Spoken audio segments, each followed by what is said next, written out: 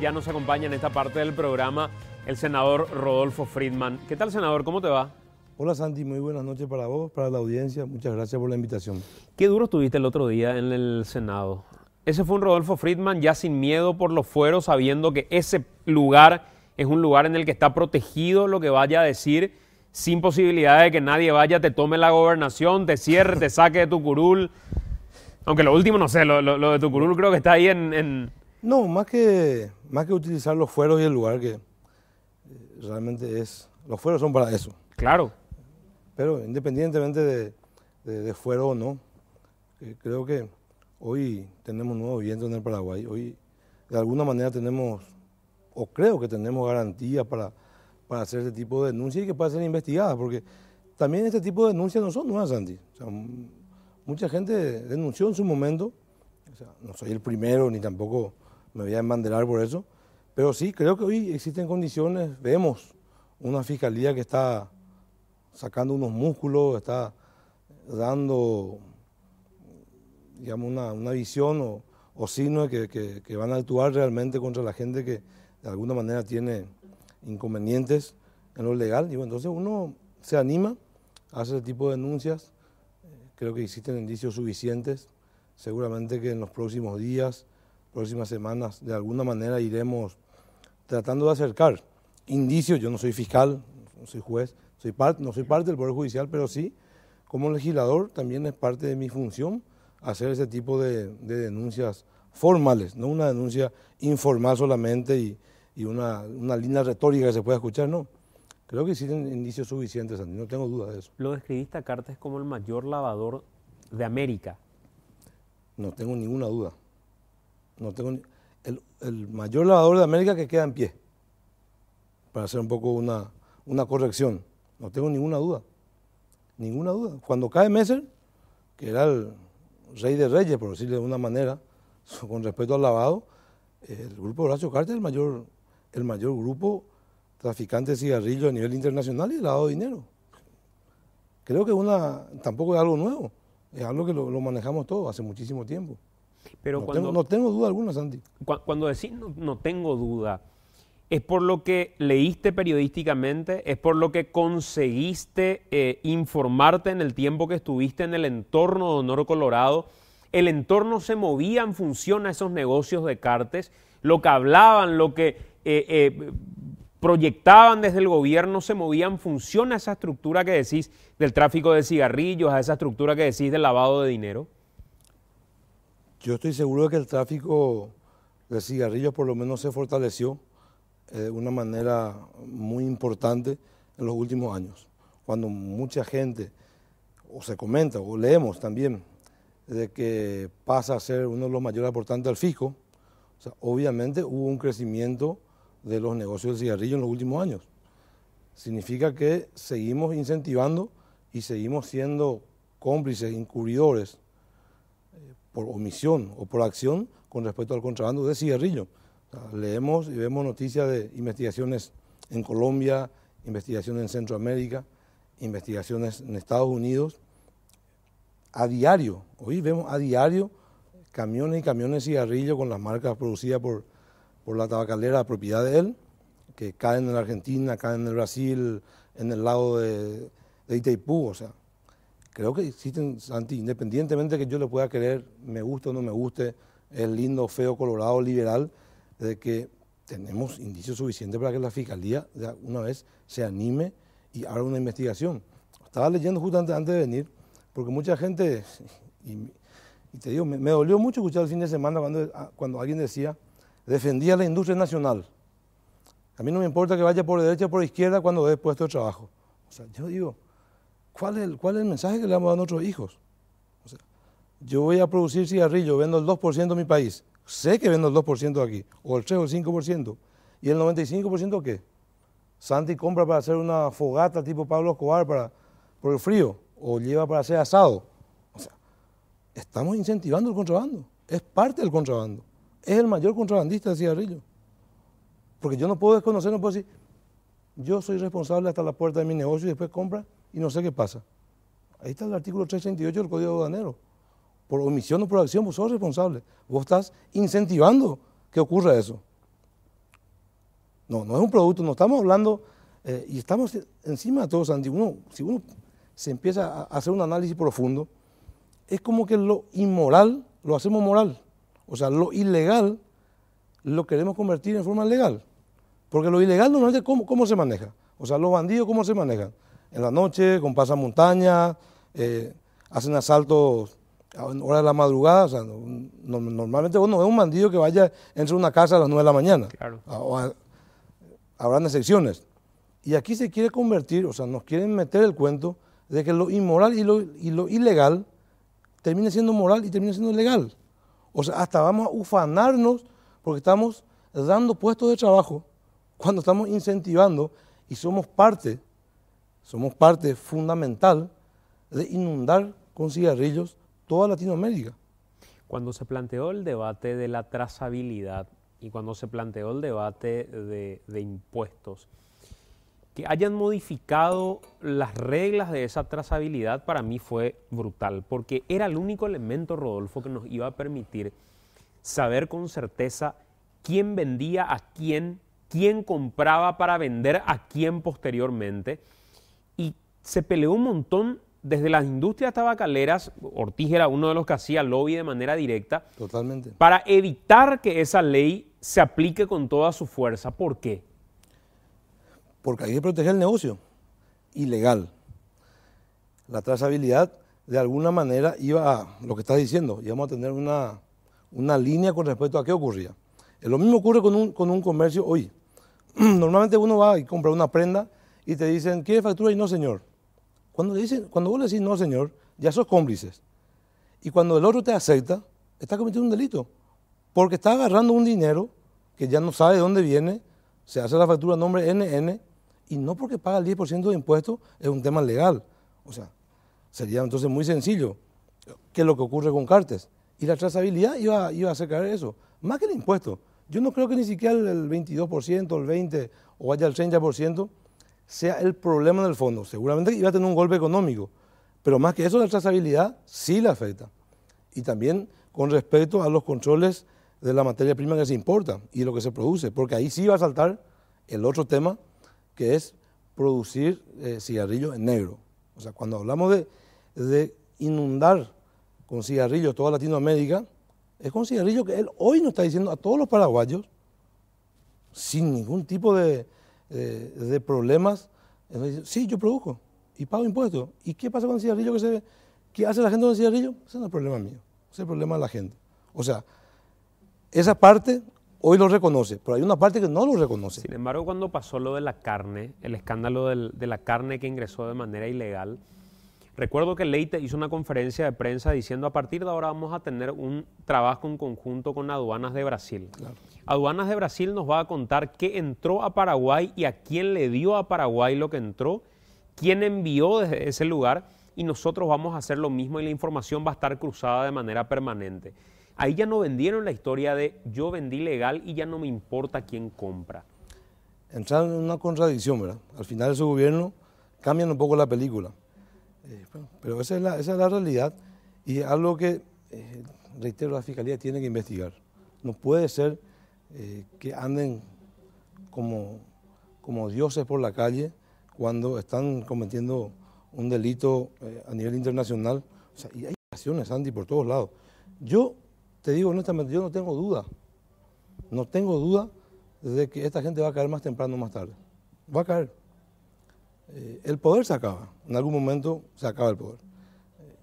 Podemos hacer favores, podemos hacer un guiño, mudar la embajada en Israel en su momento para tratar de tener, digamos, el visto bueno de la gente del norte. Podemos hacer muchas cosas, pero en algún momento esto va a acabar.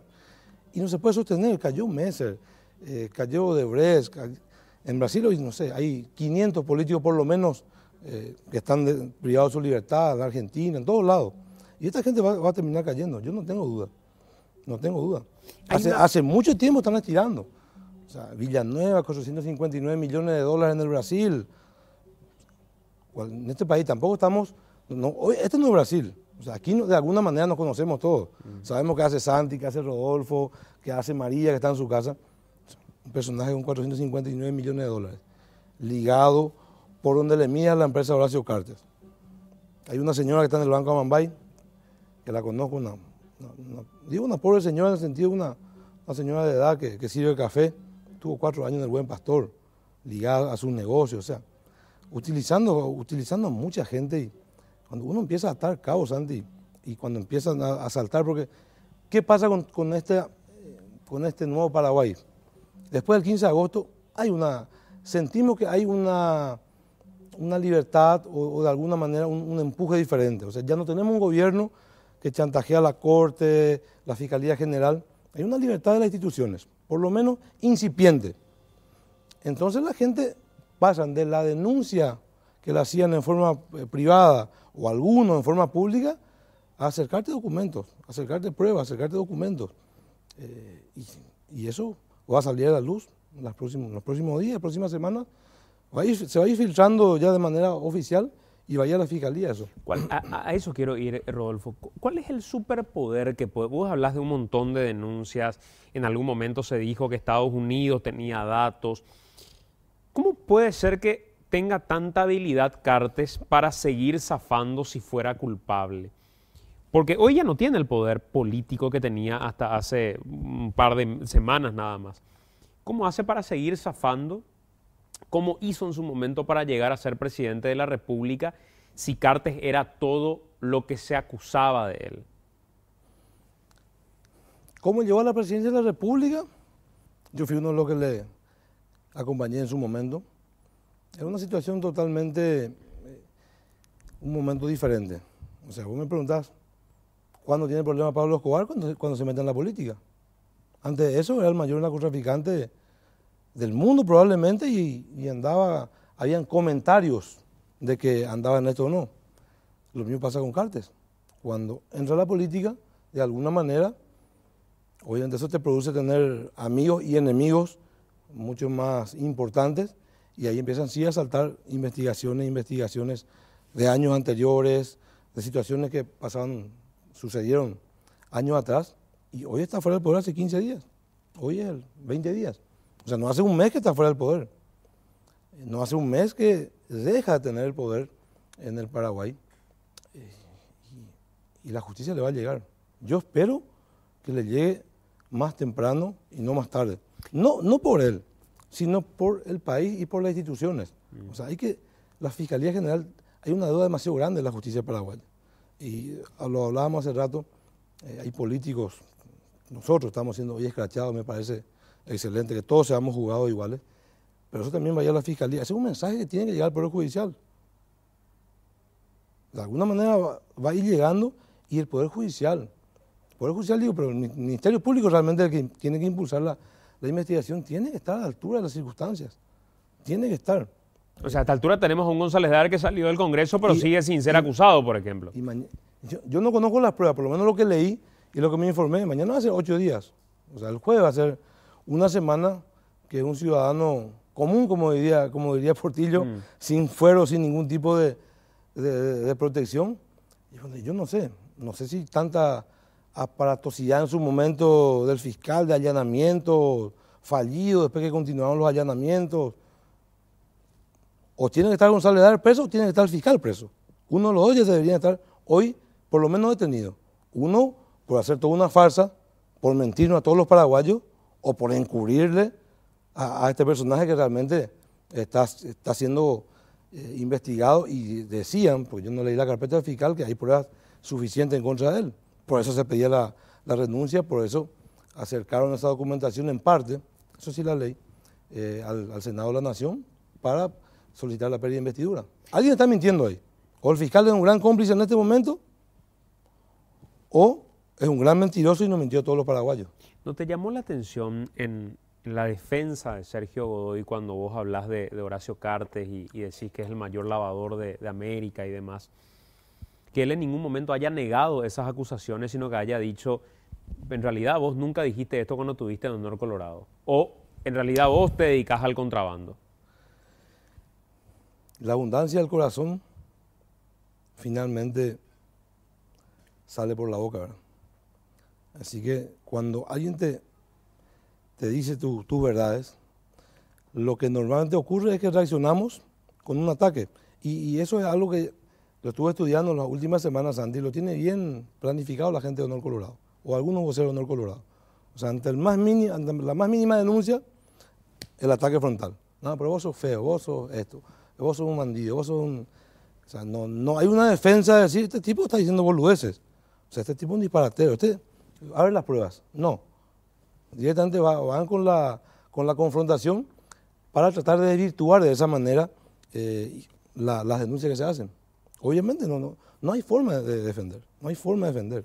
Cuando es algo tan obvio, tan público, cuando existen indicios suficientes para que se abra una investigación y de alguna manera todos sabíamos que desde el poder, o sea, cuando estaban en el poder ellos era imposible ni siquiera hacer ese tipo de denuncias. Bueno, hoy van al ataque personal, al desprestigio, al tratarte de cualquier cosa, probablemente a la amenaza también, pero no vas a escuchar jamás a alguien que se siente a decir, yo me voy a sentar a defender y te voy a demostrar que lo que está diciendo Santi, lo que está diciendo Rodolfo, es un gran disparate. Si Rodolfo, por este motivo. Si Rodolfo se dedicara al contrabando, como lo acusaron en algún momento, como dijo Godoy en algún momento, ¿cuál fue la razón por la que el gobierno, que estaba a cargo del enemigo político en ese instante, no te investigó por esa situación?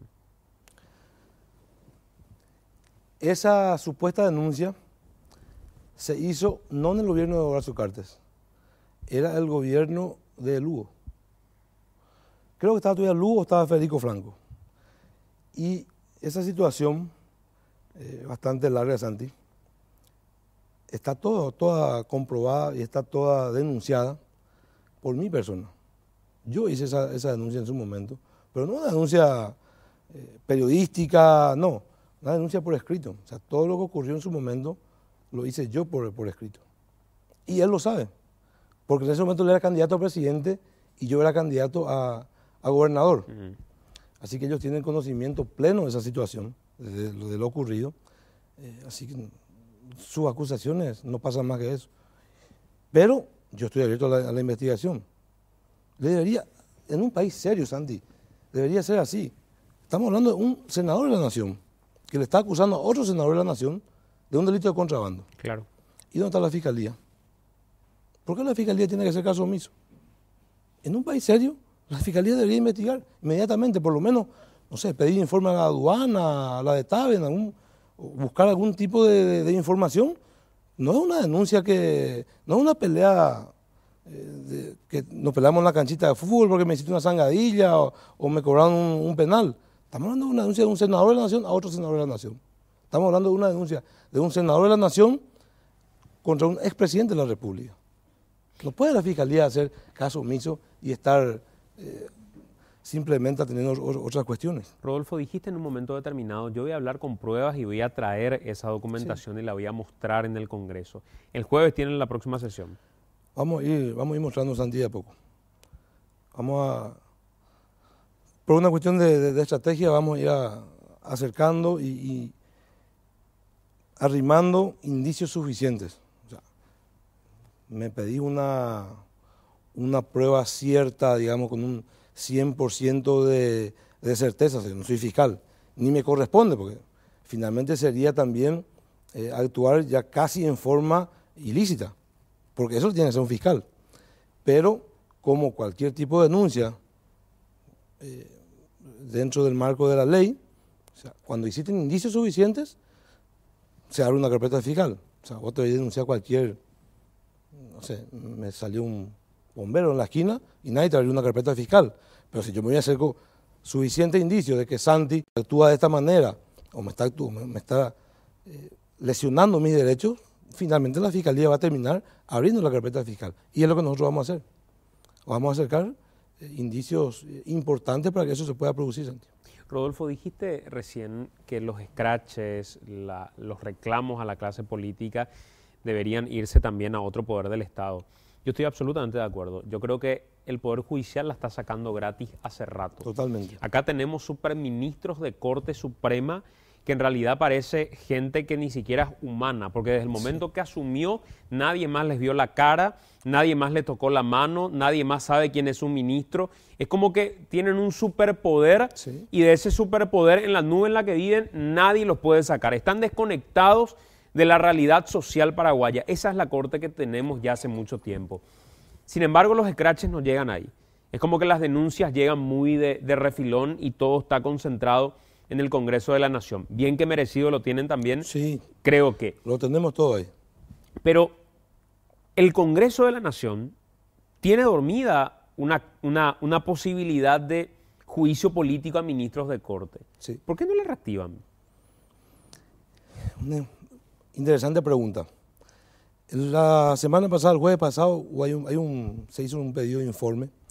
El senador Riera hizo un pedido de informe con respecto a eso. Sí, hay creo que son 4 los juicios pendientes. Se necesitan 30 votos y creo que de alguna manera eso se tiene que reactivar en la brevedad posible.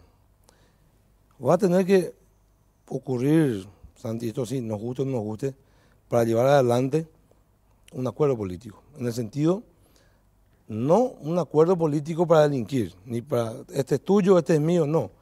Va a tener que ocurrir un acuerdo político y decir, bueno, tenemos estos juicios acá, analicemos, corresponde o no, corresponde, ok, que vayan a su casa estas 4 personas, pero de ahí en más, ¿cómo continuamos? O sea, lo que decía hoy el ex fiscal Nissen, ¿verdad?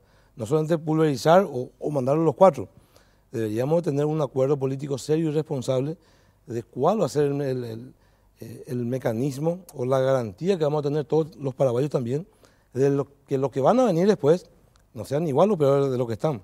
Si no, vamos a entrar en un juego permanente de juicio político, sacamos, metemos amigos, nos repartimos, vos llevas 2, yo llevo 1, no ahora al frente Guazú quiere. No, hagamos un juicio y seleccionemos a los mejores. Cambiar el sistema de selección no lo podemos hacer. Claro. O sea, eso ya está estudiado, eso hay que cambiar la Constitución, que el Congreso en su momento se planteó, ya no tenga representantes en el Consejo y en el jurado. Con todo respeto, no soy abogado, pero es un gran disparate, no puede ser posible. Así que tenemos que jugar con las reglas que tenemos. Y dentro de esas reglas tenemos que hacer un acuerdo ciudadano. No nos queda de otra, Santi. A los políticos no nos queda de otra. ¿Vos estarías a favor de dentro del marco del juicio político, destituir a algunos de estos ministros de corte? Yo no conozco los argumentos del juicio político. No sé si podemos coincidir o no, pero desde que existen innumerables causas para llevar adelante un juicio político contra los ministros de la Corte, no hay ninguna duda. No sé el argumento que se utilizó en su momento, ¿verdad? Pero estoy seguro que serán argumentos sólidos, no creo que sean argumentos muy endebles con respecto a eso. Rodolfo, ¿en qué plazo? Porque quiero insistir con eso que vos decías hace rato con relación a Horacio Cartes. Fíjate que la defensa que vos podés tener es cuando Cartes, que era mi enemigo político, era presidente de la República, yo no fui investigado por lo que hoy me acusan. En ningún momento me abrieron ninguna carpeta, en ningún momento dijeron, es un contrabandista, cuando yo era parte de su equipo político. Lo mismo va a terminar pasando si a Cartes no se lo investiga durante este gobierno de Mario Abdo Benítez. ¿Por qué? Porque va a decir, estuvieron ahí quienes me acusaban, quienes eran mis enemigos, y no me metieron a la cárcel ni nada que se le parezca.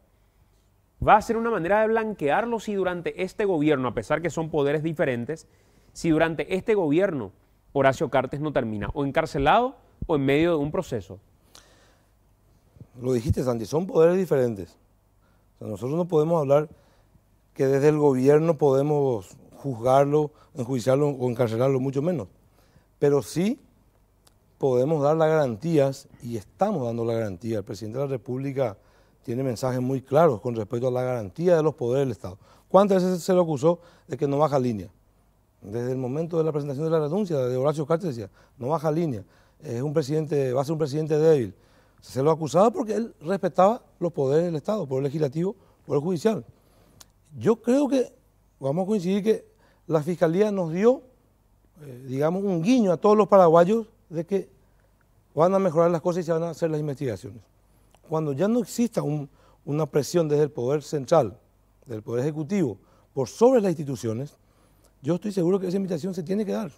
Y cuando se presenten, ¿por qué de alguna manera, Santi, tomamos la posta, digamos, o nos hacemos eco de todo esto?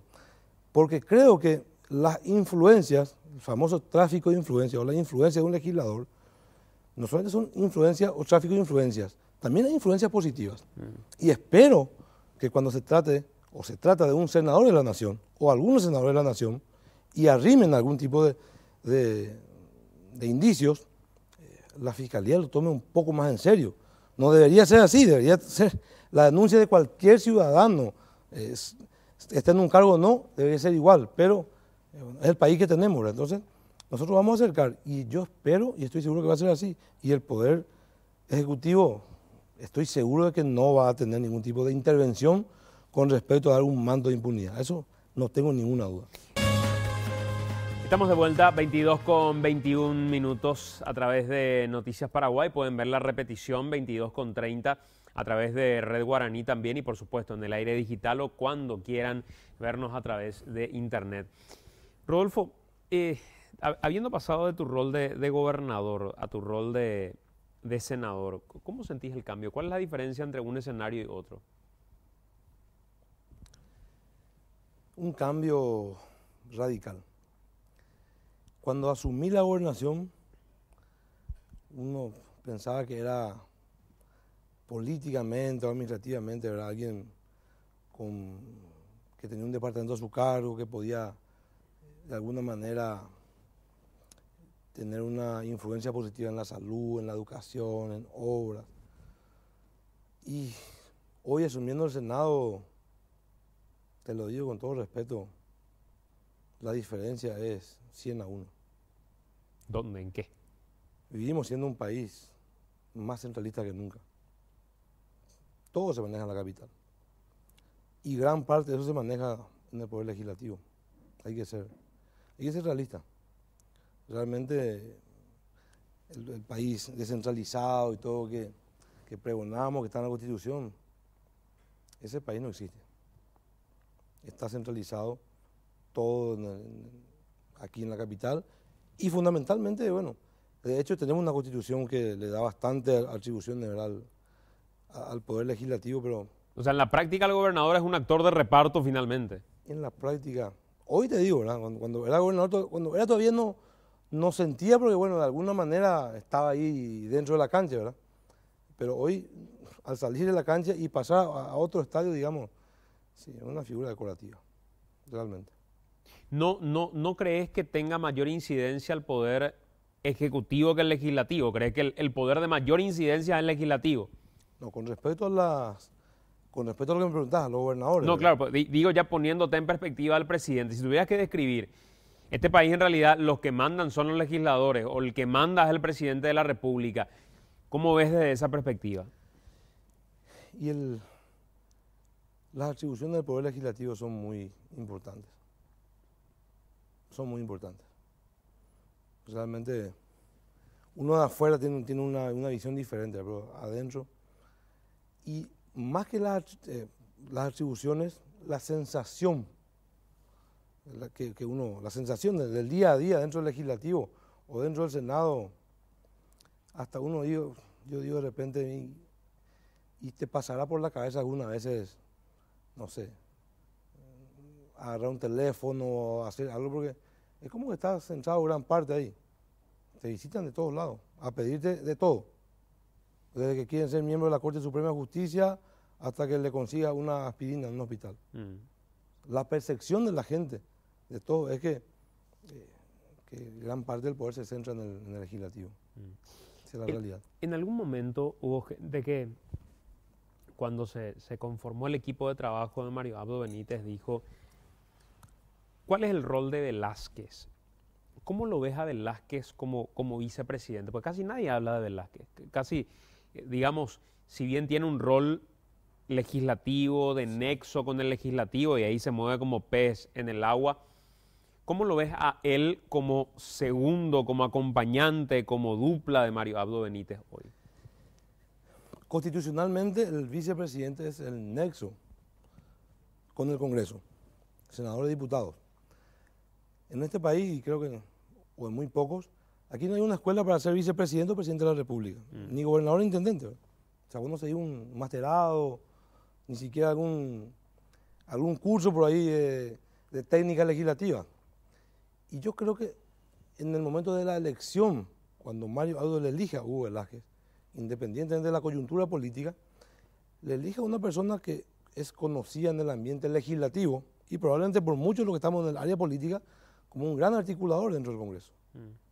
Lo fue siendo presidente de la Cámara de Diputados, un gran articulador. Entonces lo elige, como que se juntan las dos cosas, ¿verdad? Políticamente era la persona que tenía que traerlo, pero no lo trajo solamente por eso, también lo trajo por un gran articulador. Hugo Velázquez es un gran articulador. Va a cumplir su rol, estoy seguro, en un 100%. O sea, el nexo y el articulador entre el Ejecutivo y el Legislativo le queda el traje a medida, Santi. ¿Y no crees que se pueda dar el famoso jaque que se dio con todos los presidentes de la transición y sus vicepresidentes que empezaron a tener en un momento determinado una tensión y ya el vicepresidente miraba con cariño la silla del presidente? ¿No crees que se pueda dar eso con Velázquez? ¿Hay certeza absoluta de que eso no puede llegar a pasar? Certeza absoluta creo que no existe en ningún aspecto, de nada. Pero tengo la plena seguridad de que no va a ocurrir eso. Veo muy sólido la manera que se construye Añetete, el liderazgo de Mario Aldo, lo veo muy sólido. Lo veo muy sólido, no creo que eso ocurra. Y las veces que ocurrieron eso, hay que entender también que fueron situaciones que de alguna manera desataron eso. O sea, yo no recuerdo haberlo tenido un vicepresidente conspirador. O sea, que finalmente termine eso. Cuando se desata una situación, seguramente que sí se dio, ¿verdad? En varias oportunidades. Pero lo veo muy compañero, muy compenetrado con la gestión de gobierno, con la gestión de Mario Aldo. Una persona, por lo que me tocó compartir con él, o sea, hay un relacionamiento fuera de lo político. Comparten reuniones privadas, una persona creyente. O sea, veo muchas condiciones que hacen muy difícil que pueda ocurrir eso. En política, como se dice, todo puede pasar. Y sí, todo puede pasar siempre, pero comparado con otras situaciones anteriores que sí también me tocó vivir, estamos hablando de algo muy diferente. O sea, el gobierno anterior, el propio presidente de la República lo bloqueó al vicepresidente a la semana o a los meses. Igual Juan Afara se comportó como un señor, podía haber conspirado, digamos, no por una cuestión particular, porque lo sacaron, lo excluyeron de su rol y no lo hizo.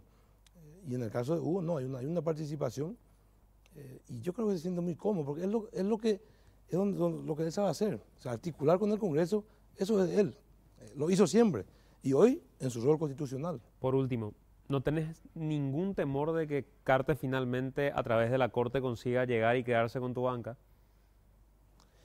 Y ahí hay toda una discusión, Santi. Yo temor no tengo en el sentido, no por una banca de senadores. Creo que comenzamos a transitar un camino desde abril o mayo del 2017, cuando digo, en algún momento del golpe de la gobernación, yo a este señor lo voy a enfrentar. Porque tuve la oportunidad de arreglar, me ofrecieron arreglar. El finado Nighting en su momento. Y cuando tomo la decisión, lo voy a enfrentar. Ni era candidato al Senado, pero digo, lo voy a enfrentar y me voy a ir, no sé hasta dónde. Una semana, 3 días, un mes, pero este señor lo voy a enfrentar. Y ahí tomé esa decisión personal y familiar de hacerlo y lo voy a seguir haciendo. Ese sí era un temor que tenía, o puede ser un temor por mi familia, ¿verdad? Pero por una cuestión del Senado no. No es que tenga miedo de salir o no salir, lo voy a enfrentar igual y lo voy a continuar, porque creo que este país se merece y no puede ser que ni Rodolfo ni Santi, quien sea, no puede andar campantemente por la vida tratándose de gran señor y querer darnos clases de ética, de moral. José Ortiz, López Moreira, Salún, que hoy me dicen que es el encargado, el el jefe de la SICOM paralela de Horacio Cartes para destruirnos. Y hay un listado donde estamos en el listado de honor, decimos nosotros. El listado de honor. Y el listado de honor es lo que vamos a hacer, probablemente golpeados de los medios de Horacio Cartes en los próximos meses o años. Y Salún es el que comanda una SICOM paralela. Salún es el que comanda la SICOM paralela. Y bueno, y nosotros estamos ahí en el top 5, entonces dentro de todo es algo, digamos, importante en ese listado de honor. Es un pergamino. Es un pergamino, pero lo vamos a seguir haciendo. Más que lo que Rodolfo pueda salir o no del Senado, o Mirta, o quien sea, que digan, yo creo que no existen condiciones para intentar violar la Constitución. Yo puedo presentar mañana mi renuncia del Senado, o salir, pero eso no va a significar que Horacio pueda entrar al Senado. No creo que exista las condiciones hoy. Hoy hay una ciudadanía... O sea, con esa banca no se queda ni con narco libre. Mucho más despierta. La posibilidad de que él vaya al Senado, no. Hoy hay una ciudadanía que se empoderó. No creo más que haya un poder judicial, no digo que cambiaron 360 grados, pero ya no hay un guiño permanente ni una complicidad permanente. Hoy ya se le inhibieron varios ministros. O sea, no. Hay momentos y momentos en la política y en la vida. Y momentos para violar la Constitución nuevamente. Hoy no, veo muy difícil, ¿verdad? No por, reitero, y dejo claro, Sandy, no por Rodolfo, ni por Mirta, ni por quien sea. Es por el país. O sea, debemos de superar todos los paraguayos. Ese es un tema que muchos años nos hizo. Fallecieron personas. Se atracó un partido político. ¿En cuántos años? La última vez creo que fue, no sé, ¿hace cuánto? 100 años, 200 años. Creo que nadie se acuerda cuando se atracó y se asesinó manifestando un joven dentro de una manifestación, digamos, dentro de una defensa nacional de la Constitución y la quema del Congreso. O sea, hubieron hechos demasiado graves, Santi, en este país para que ni Rodolfo, reitero, ni quien sea, vaya a intentar nuevamente violar la Constitución, vaya a intentar nuevamente tomarnos el pelo a todos los paraguayos. Senador, gracias por acompañarnos. Muchísimas gracias, Santi, a las órdenes. Gracias por estar con nosotros.